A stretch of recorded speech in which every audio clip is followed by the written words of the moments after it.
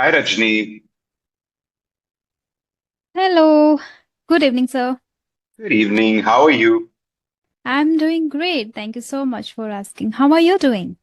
I'm fine, thank you so much. I love the background, by the way. Thank you so much. Is that a silver plaque that you have from Sorry? YouTube? Is that a Yeah. silver plaque Yeah, that you yeah. have? It's a silver button, yes. Wonderful. How many Yeah. subscribers do you have? Now I have 1,25,000. Impressive. I wish you all the best and may you get even more, maybe 3 or 4 times. Thank you so much. That means a lot. Pleasure's all mine. So, how has your day been so far? My day was productive. I had a few sessions with other co-learners, and in the Hmm, evening I would have classes. So it okay, is going as planned. nice. Okay. So you tell me, what would you like to speak about? Since you have over 100,000 subscribers, I believe you might be getting a lot of comments as well. So Hmm. let's just pick on, a few of them, maybe some generic responses that you get that they would like you to speak about or brush up on. So if you could just tell me what you want to speak about, let's have an open platform and let's just go ahead. Absolutely. Uh, I get a lot of comments, of course, and a lot of questions. Personally, my audience ask me over Instagram and YouTube. However, I picked two today to discuss with you.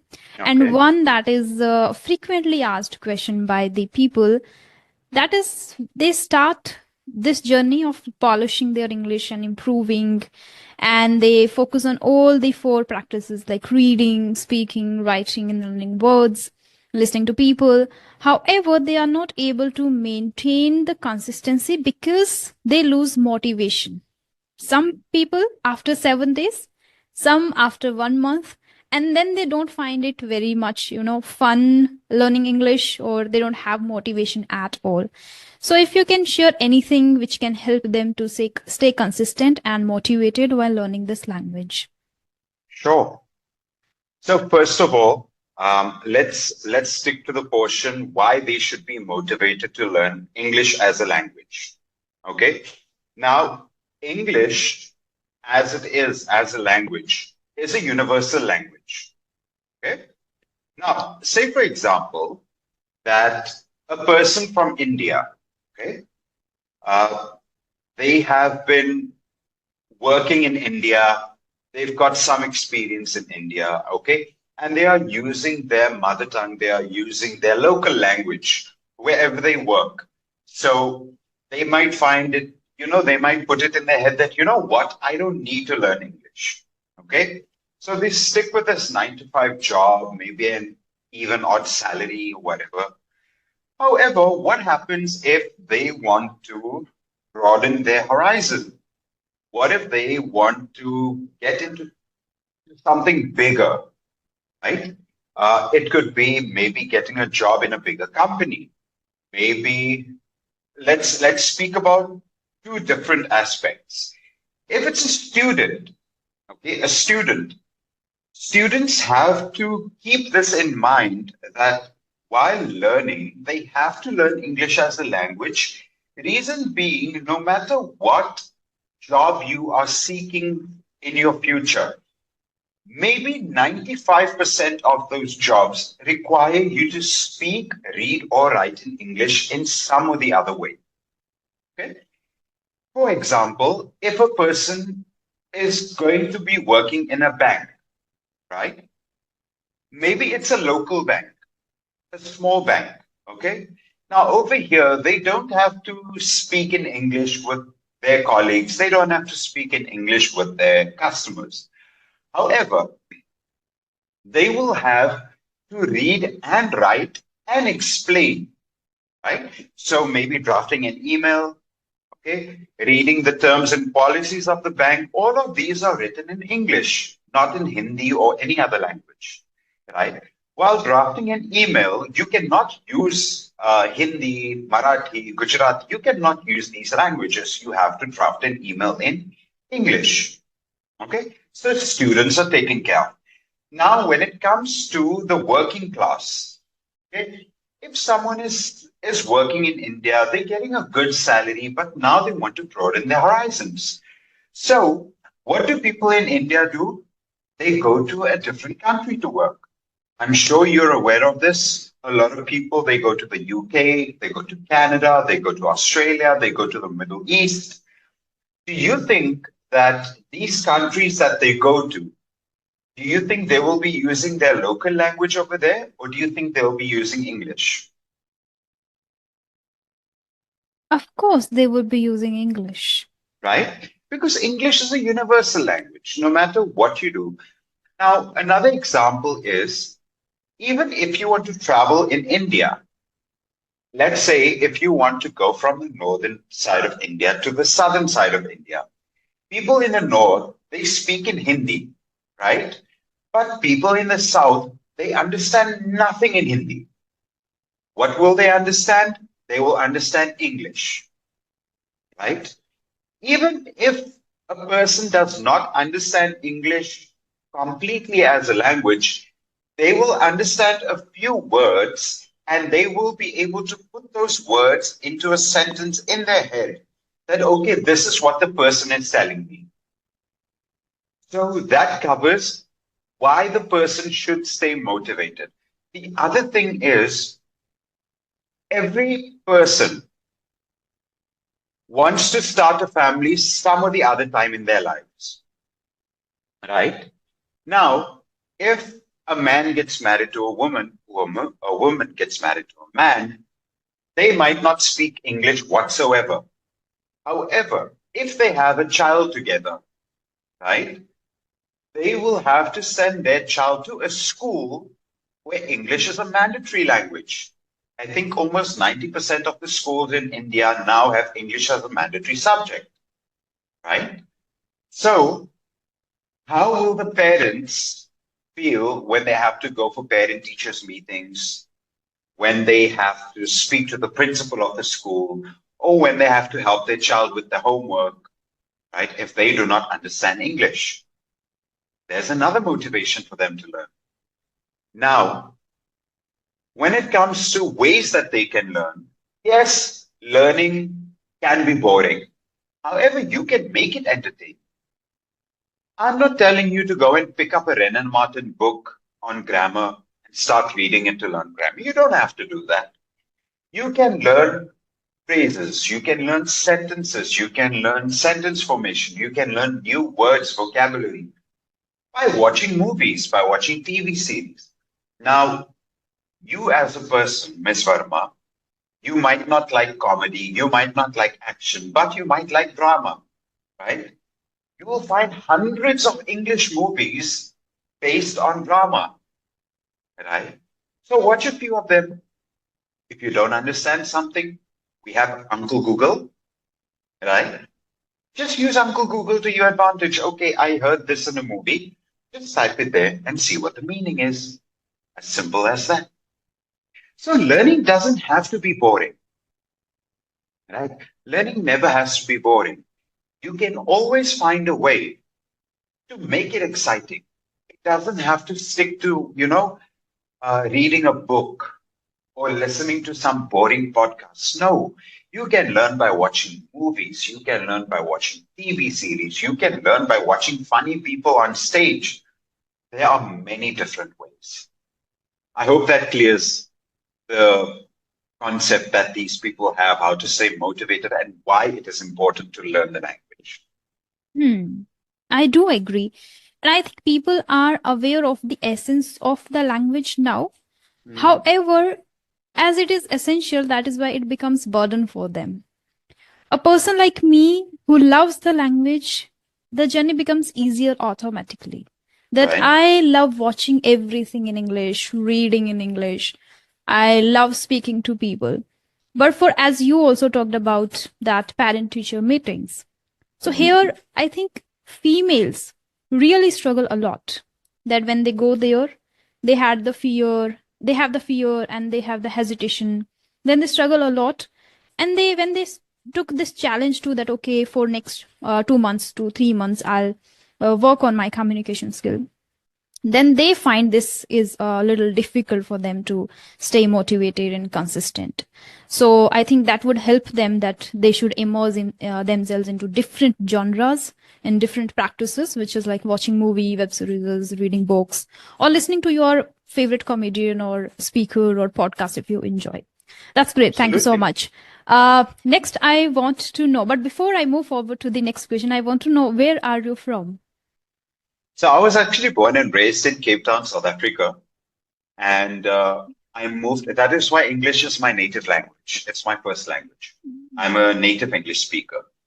Um, I moved to India when I was in standard five. So from Mm-hmm. standard five to standard nine, I studied in Mumbai. And then we decided to go back to South Africa. So I finished my degree, my diploma, and everything in South Africa. And then the crime rate became too high. It became like, a dangerous place to live. So we decided, you know what? Let's permanently move to India and get away from it. Okay. Okay, I'm really glad to meet a native speaker, and I didn't expect myself ever to, understand that much beautifully any native speaker. Look, I have a habit of listening to native speakers a lot over YouTube, but I didn't get chance to interact with any. But yeah, I'm glad that I met you today. So next, I Pleasure's want to all know, mine. like, and your pace is great. Like, I love that. Okay. Next, I want to know, like, many people understand that speaking fast is fluency. So first, that you have to clear a No, little bit. And no. second, that if people are speaking too fast, like I feel that in my word, that I say that it is your maybe register in your registered memory, the pronunciation, wrong pronunciation, sentence structure, or speaking fast. Maybe you are speaking in your mother tongue or maybe in Hindi. You are habitual of speaking faster, and that is why you speak English too. While speaking English too, you are speaking it fast. So they struggle a lot to slow down. So how they can improve that, like their pace? Okay. That's a wonderful question, actually. First of all, the misconception that a person who speaks fast is a good speaker, wrong. Let's take one of the most beautifully spoken actors in the world. Have you heard of Morgan Freeman? Yeah. Does he ever speak fast in his movies? Mhm. No. But listening to that man speak, you can just close your eyes and understand everything that he said, right? Now, speaking fast can mean many different things, okay? But the main factor that comes when a person is speaking fast is that the person is nervous and the person wants to get done with whatever they want to say as soon as possible. Okay. Second thing, when a person speaks too fast, it can be because of their childhood. When, since they were young, they had this habit of speaking fast, whether it was in English or whether it was in their native language. Okay. There is a very simple way of slowly and gradually reducing your pace. So, how do you do that? First of all, the only thing that you will need is your phone. Okay? What you need to do is you need to think of any particular topic in your mind. Okay? Now, this topic, you need to keep in mind that you have to speak about this topic for at least 2 minutes. Okay? So, think about the topic, take your phone, go to the recording application, and hit the record button and start speaking. Once you're done with those 2 minutes, press pause, save that audio, and listen to yourself speak. A person, even if they speak fast, when they are speaking, they don't realize that they are speaking fast. However, when they hear themselves speaking fast, they were like, am I really that fast? Right? So, what does that person do then? Same topic, okay? Same thing, hit the record button, but make a conscious effort to try and speak a bit slower than before. Keep doing this on a regular basis. until you are happy with what your pace is. Because usually when you speak fast, it's a sign of nervousness. Secondly, when you're speaking fast in front of an audience, a lot of people will not understand what you are saying. As an example, let's say that I have a group. Let's say I'm a presenter, okay? And I have an audience of 500 people in front of me, okay? And if I speak to my audience in the way that I have been speaking with you at this very moment, I can guarantee that at least 450 to 480 people would understand what I'm saying. But if I start speaking like this, everyone, can you understand what I'm saying? And then coming to the conclusion of what I'm about to say, do you think that that majority of people would be able to understand everything that I say? No, right? Simple as that. I agree that recording yourself and analyzing, giving feedback to yourself helps a lot, though it is also a laborious task. It can be Mhm. monotonous and You know it what? takes patience. Mhm. You know what? I always give my beginners, people who are beginners, I always give them one tip. Never overburden yourself with learning the English language. You know what people often think? They say that, okay, I have to learn this language. Okay, so I will give 4 hours of my day, 5 hours of my day to learning the language. You cannot do that. Half an hour a day. That is it. Stick to half an hour a day. Because uh, if you take a normal human's mind span, okay, if you tell them to study a particular topic for more than 2 to 3 hours at a stretch, they will forget everything that they learned in the beginning and they will only remember the last half an hour. So why waste that 2.5 hours? Just give yourself half an hour a day in learning the language. Simple. And give yourself a new topic every 3 or 4 days. So polish a topic for 3 days, half an hour each day. On the fourth day, give yourself a test or an assessment. Day five, pick a new topic.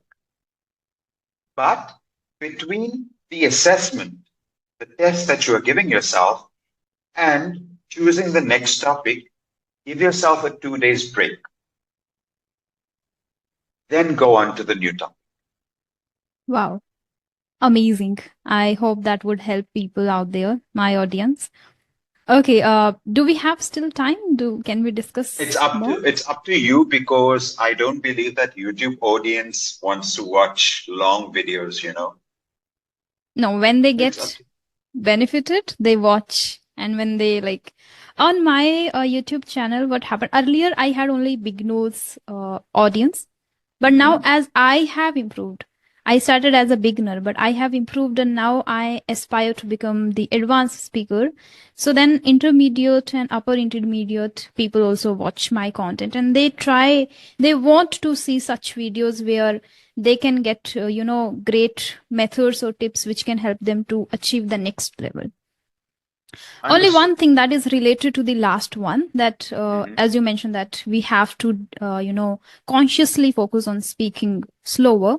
So, some people, I also suggested a few practices, and one which helped me the most is that reading slowly. That helped me a lot personally. So, I tell them recording and reading both, but then they say, like, if I start speaking slowly, I'll go blank or I'll use a lot of fillers. Then second problem comes and they struggle with that. Then they need to find the balance between speaking too fast and speaking too slow. Again, how do you find that balance? Look at look at famous people as an example. Okay? Look at people who have beautiful spoken English. Okay? And you can try to imitate them. So one is obviously Morgan Freeman, and there's another gentleman, not sure if you have heard of him, Sir David Attenborough. Mhm. No? So Sir David Attenborough, he used to be a news broadcaster in the UK. Okay, and then he started making documentaries, wildlife documentaries on nature, on animals. And trust me, Ms. Verma, the way that this man speaks is absolutely beautiful. From the voice to the way that he stresses on certain words to make you understand the importance of what he is saying, to the pace of the way that he speaks, to the way that he makes people understand, even though he has a UK accent, how he makes the people understand every single thing that he is saying. He speaks absolutely beautifully. Okay, you can find many people who speak very well, um, even in Bollywood for that matter. Amitabh Bachchan speaks very well and he speaks in English. Um, I would not recommend these big superstars because they don't really have a good grasp on the English language. But if you look at the older actors, people like Amitabh Bachchan, then you have Paresh Rawal and these kinds of Indian actors, right? They speak very well. Even surprisingly, Rajnikant, he speaks English very well. Okay, so they need to find this balance between speaking too fast and speaking too slow. Coming to your point where you said that they will use a lot of fillers. A person who speaks too fast will also use a lot of fillers. Why? It's because their mind cannot match with the pace of how they are speaking. Their mind is maybe running at, let's say, 30 words per minute, and their mouth is running at 60 words per minute, right? So, where do they find that balance? Where do they fill that gap? They fill that gap by using fillers, or they will use that gap using foghorns. Foghorns are basically the sounds that you make. Mhm. Okay. True. So even people who speak slow use fillers because they are not confident in what to say next. Even a confident speaker, you can never find a single person who will never use a filler or a foghorn, but they do not use it in every other sentence. It's minimal compared to people who use it frequently. So it's as simple as striking a balance. Yeah, true. Thank you so much for the insightful session and the methods and I think ways that you have shared. I hope they will definitely help you.